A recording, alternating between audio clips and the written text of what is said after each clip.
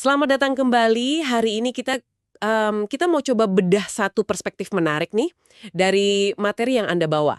Soal apa sih yang terjadi kalau seseorang merasa dipilih gitu ya untuk sebuah tujuan atau misi besar. Iya, betul. Sumber ini memang menguraikan serangkaian proses spiritual yang kedengarannya cukup cukup intens ya. Intens, ya. Nah, tujuan kita di sini dalam obrolan singkat ini ya untuk mengupas tahapan-tahapan itu. Mhm. Apa sih maknanya sebenarnya buat Anda yang mungkin lagi ngalamin ini? Oke, siap. Mari kita mulai deh. Inti dari proses persiapan yang digambarkan di sini tuh, gimana ya? Apa sebetulnya? Nah, yang pertama disebut itu keselamatan atau salvation, Mhm. tapi menariknya ini dibilang cuma gerbang awal. Oh, bukan tujuan akhir ya? Bukan garis finish. Katanya ini baru permulaan perjalanan pertumbuhan, jadi bukan sekedar momen emosional sesaat gitu, tapi lebih ke awal pembentukan karakter, pemurnian hati, pemurnian pikiran. Oke, oke. Jadi kayak fondasi ya? Betul. Nah, setelah itu ada fase kunci nih, namanya breaking atau pemecahan. Konsepnya itu gimana ya? Mematahkan ego. Ego ya? Iya, ambisi pribadi kita, kemandirian yang mungkin agak keliru. Tujuannya biar kita jadi bergantung penuh sama Tuhan.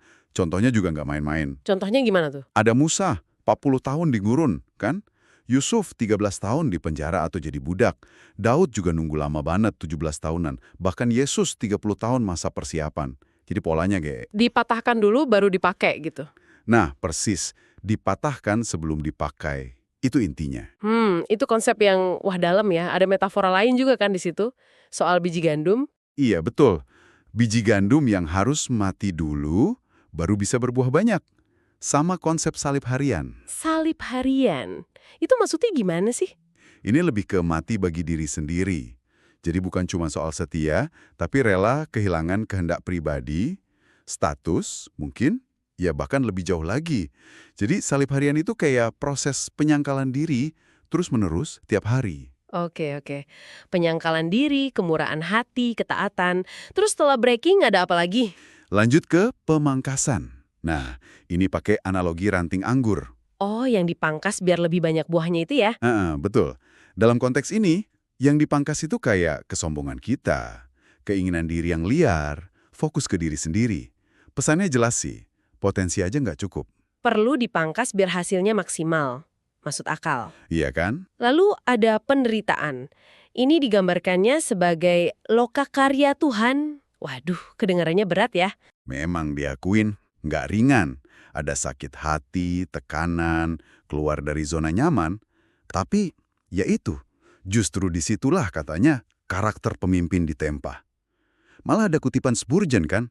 Tuhan pakai kesulitan buat ngajar kita doa yang sungguh-sungguh, iman yang kuat, gitu. Jadi kesulitan itu alat pembentukannya ya. Bisa dibilang gitu. Dan yang menarik, tujuan akhirnya itu bukan sekedar sukses pelayanan loh. Terus apa dong? Keserupaan dengan Kristus. Itu yang ditekankan. Jadi bagaimana kita ikut serta dalam proses-proses tadi, salib, pemangkasan, penderitaan, itu yang katanya mempersiapkan kita. Wah, ini mengubah cara pandang banget ya soal kesulitan. Jadi bukan halangan tapi proses. Iya, semacam itu. Terus gimana sikap yang dianjurkan kalau kita lagi di tengah proses ini? Kan pasti nggak gampang. Nah, sumbernya ngasih beberapa sikap praktis. Pertama, penerimaan. Lihat kesulitan sebagai bagian proses. Oke, terima dulu ya. Kedua, kerendahan hati. Sadar sukses bukan dari kita. Lalu, penyerahan diri. Ikut aja rencana Tuhan. Terus, doa yang tekun. Kesabaran, karena ini butuh waktu kan, Nggak instan ya. nggak instan. Dan terakhir, harapan. Percaya ada babak baru setelah ini semua. Oke, lengkap ya panduannya. Jadi kesimpulan utamanya itu lugas banget sih. Allah mematahkan sebelum dia memakai. Pembentukan karakter lewat pemecahan diri, biar Roh Kudus bisa lebih leluasa bekerja. Jadi kalau lagi ngerasa diguncang atau jalannya kok kayaknya belok dari rencana, Nah, menurut perspektif ini, itu bukan akhir. Mungkin itu justru transisi penting ke panggilan yang lebih besar, ke pribadi yang lebih kuat.